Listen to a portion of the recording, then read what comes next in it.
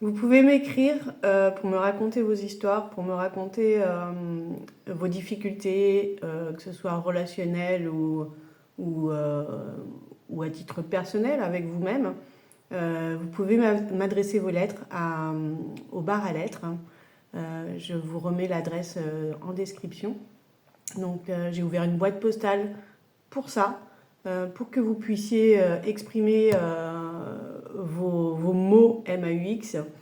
Euh, voilà, et vous en libérer parce que en fait, en postant votre lettre, moi je le vois comme ça et c'est prouvé, hein, il y a beaucoup de thérapeutes qui utilisent l'écriture pour soigner. Et moi, à titre privé, je l'ai beaucoup pratiqué et je le pratique encore, l'expression par l'écriture. Je suis pas là pour regarder vos fautes d'orthographe, pour jouer à la maîtresse, hein. On n'est pas là pour ça. Au contraire, moi, je voudrais vulgariser l'écriture parce que elle appartient à tout le monde, l'écriture. Et c'est pas réservé à une élite littéraire, hein. Bien au contraire, je trouve qu'il faut l'utiliser justement et se l'approprier se décomplexer là-dessus parce qu'on a été éduqué bien sûr à l'école, hein, puisque l'écriture quand même on l'apprend à l'école. Donc on a appris l'écriture dans un cadre bien précis, avec des règles, etc. Et c'est ça qui tue l'écriture aujourd'hui, hein, parce que je travaille donc aussi en tant qu'AESH à côté. Et enfin c'est mon activité principale d'ailleurs. Et je vois de plus en plus, il y a de plus en plus d'enfants qui n'écrivent plus, hein, et moi, je pense qu'il y a aussi de ça, parce que je l'ai vu. J'ai vu un enfant qui n'écrit plus, ou quasiment plus, euh, écrire spontanément parce qu'en fait, il était en train de dessiner quelque chose et il a fait une bulle style BD. Et donc, il a écrit spontanément dans cette bulle.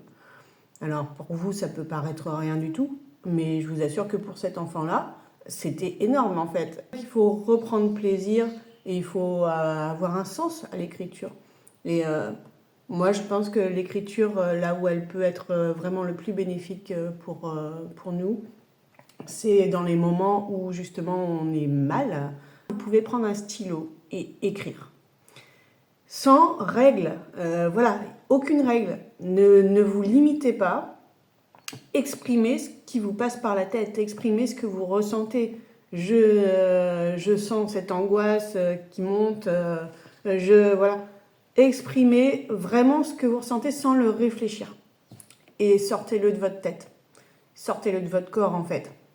L'écriture, c'est vraiment l'outil que vous allez utiliser pour sortir le mal-être.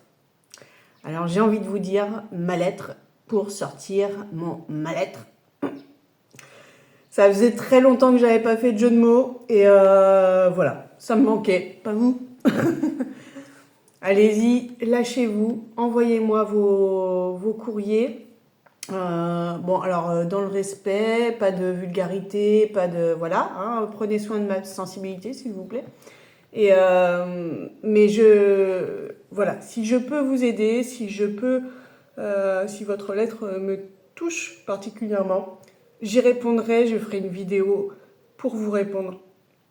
Voilà, j'ai mis en place cette boîte postale vraiment pour ça, pour que vous ayez un point de sortie.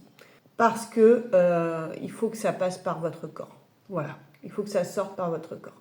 Vous serez toujours bien reçu et je veillerai à ce que si jamais je prends exemple sur vos écrits et que je les lis sur la chaîne, de toute façon ce sera de manière anonyme et je prendrai soin de parler sans mentionner aucune information sur votre identité. D'ailleurs, vous pouvez très bien m'envoyer vos lettres de manière anonyme. Je vous encourage même à utiliser un pseudonyme, c'est un peu sympa, c'est rigolo, et puis vous pouvez vous ajouter votre touche, un indicateur à votre personnalité. Faites ce qui vous fait du bien, vous me l'adressez et j'essaierai de vous aider à mon niveau en vous répondant sur une de mes vidéos. Je veillerai à ce que les commentaires soient toujours bienveillants. Donc n'ayez aucune crainte. Et de toute façon, comme je le dis, vous ne serez pas identifiable. Moi, je vous embrasse bien fort et je vous dis à très vite. Ciao!